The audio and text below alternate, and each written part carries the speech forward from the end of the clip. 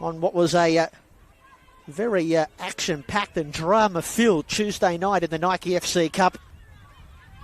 The Bulleen playing 120 minutes end penalties. Bentleigh only played 90 minutes. They were beaten 3-2 by South Melbourne in what was a pretty good performance, all things considered.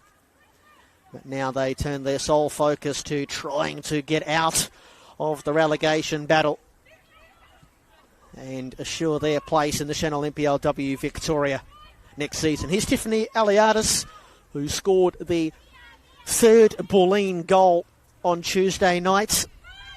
And Durra here at home last month, and their other point come against Alamein last Friday night as Furukawa in behind for Alana Cortolino, who fires it straight at Barbieri.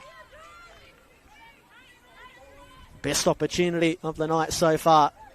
Falls to the zippy left winger for Bulleen.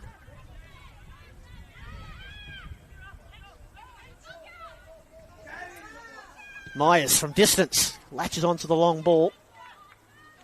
Just rushed herself into that long range effort.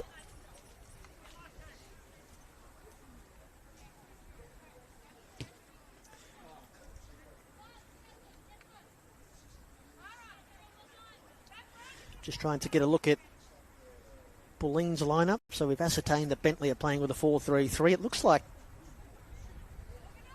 the line was in the way, holding up the no-through road sign. Renahan. Just get the sense that Bulleen are building here. Jordan. The back heel. Furukawa. Tight angle. It's in at the near post. It just got stuck underneath the boot of Cortolino.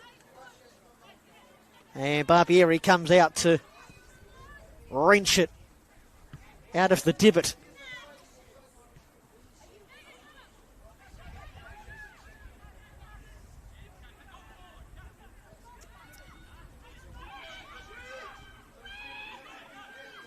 Sato have any replace Acacia Normington. I think this is a tactical change.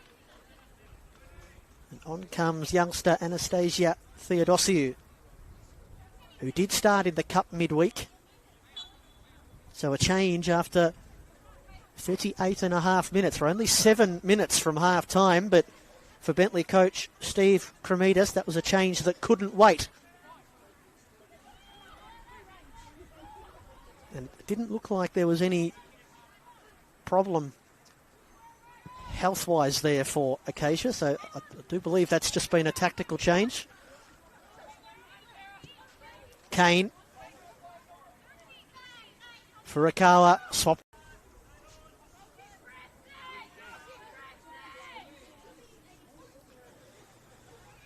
We talk about the challenges for the championship contending teams. Or just hold on a moment as Bentleigh play themselves into tight confines, away by Barbieri and Smith. You can't keep the ball alive. A quick throw in. Jordan. And now Kane from distance. Over the bar. Just felt for an instant there that might be able to curl around and into the top right-hand corner. And Sarah Kane, who has scored 4 goals this season, 2 assists.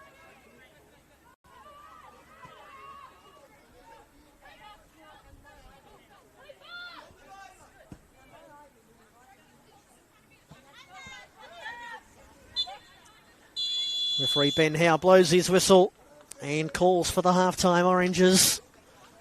And what has been a pretty competitive first 45 minutes here at Kingston Heath Soccer Complex ends goalless between the bottom-placed Bentleigh Greens and second-placed FC Bulleen Lions.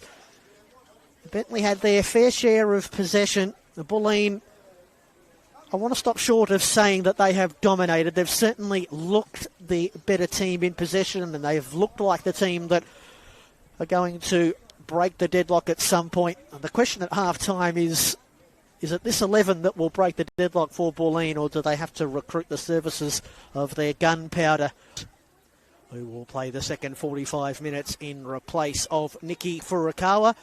Bentleigh haven't made any changes at half-time. They did make that change late in the first half, Acacia Normington being replaced by Anastasia Theodosiou, but no further changes added at half-time. Brent Sternberg is my name. Johnny is the cameraman. You're watching on the Senol NPLW Victoria YouTube channel. Match week 19, and we wait to see if we are about to witness one of the upsets of the season, or if Bulleen can get rolling in their second half and capture these three once again. In towards the penalty spot and headed away by Bentleigh. Kane. Salah's lost the ball. Sato's early release, and Otero. Long range pass just went too close to Johnny Grace Garon. The second half continues to live in the front half for Bulleen. Miocic from distance. Worth a go. Barbieri watches it float over the goal frame.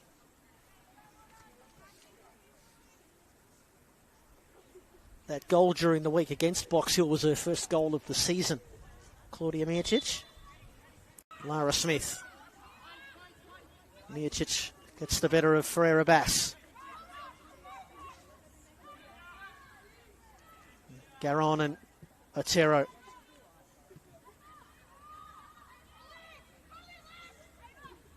Brightus, Salah, Theodosiou having a couple of goes. Salah's able to get a shot out of all of that. Wasn't able to make the contact required. And I think she's going to be on the Avondale-Essendon game that we mentioned earlier. Ball in behind from Otero, and Ferreira Bass, we knew, was a mile offside. Just wasn't able to time the run. Great to have the ex-players, but great to have the current players lending their hand on the microphone. Maya, I'm sure, will be terrific on comms tomorrow. Salah, long range effort. Barbieri saw it well. I believe that will still go down as a shot on target. Barbieri sends it long for Ferreira Bass. Loses out to Aliadis, two of the veterans of this competition. Bulleen looking slow to pick herself up. Any contact there from Miocic on the ball would have almost certainly been the game's first goal. But still we wait. So it looks like we're going to have some substitutions shortly, I suspect. We'll look out. Here's an opportunity. Butcherous, not handled by Barbieri. At the second time of asking, she jumps on the bomb just as Ash Jordan was arriving. That's how quickly things can change with Danny Butcherous on the scene. She's only young, 19-year-old, turned 19 in February. Winger, driven in low. And they haven't had too many corner kicks tonight, Bulleen, that have really troubled the Bentleigh defenders.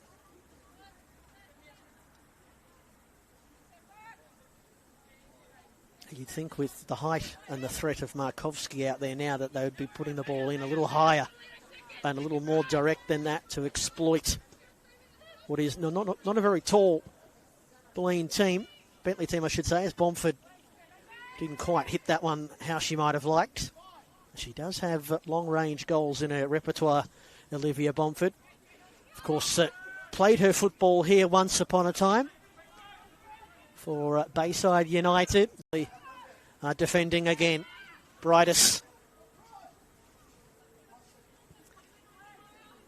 gets the cross in, just a little bit too tall for Bomford. Kane. Well, it was an awkward one. It was dipping in time, but Barbieri with the height to be able to reach up and pull that one out of the sky. She's not happy with her goal line clearance there. Goal kick, I should say, but it worked out all right. Ferreira Bass is unable to play a pass that was of any interest to Mia Otero.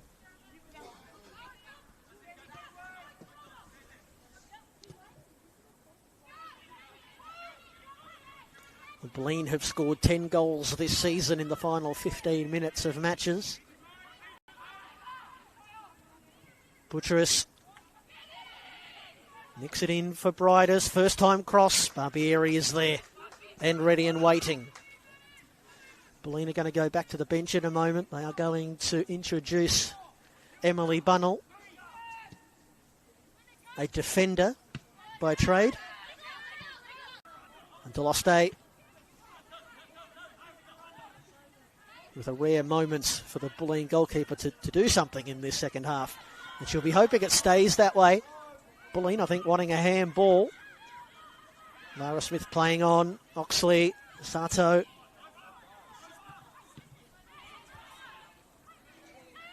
Looks like Eliadis has been pushed forward. Speaking of forward, here comes Danny Buttress. Look out, Danny Buttress! Oh, yes! She is inevitable. She is the difference. And at last, it's taken the best part of 80 minutes. Bentleigh systematically and dramatically brought undone by a beautiful Buttress goal. And FC Bulleen Lions take the lead late on here at the Kingston Heath Soccer Complex.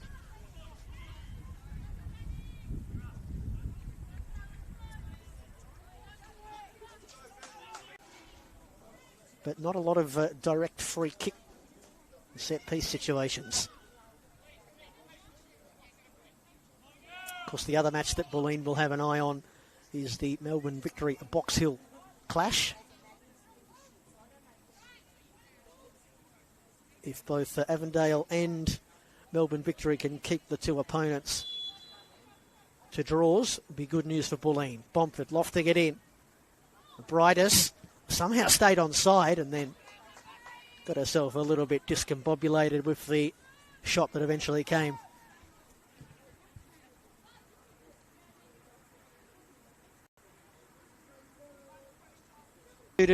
Into the match at half-time, and she wove her magical wand on the 80th minute and put Bulleen in front. And in the end, Bulleen will go back to the Veneto Club tonight a little bit dissatisfied that they weren't able to boost their goal difference with a big victory here, but you've got to give credit to Bentleigh. They played much better than they have through the earlier stages of the season, and in terms of the final score and the victory of margin of victory, I should say, it's been a big progress made by Bentleigh, considering that they were played off the park when these teams met earlier this season. So it's a win for FC Bulleen Lions that takes them, at least for now, to the top of the table. And they'll wait and see what the Essendon Royals and Box Hill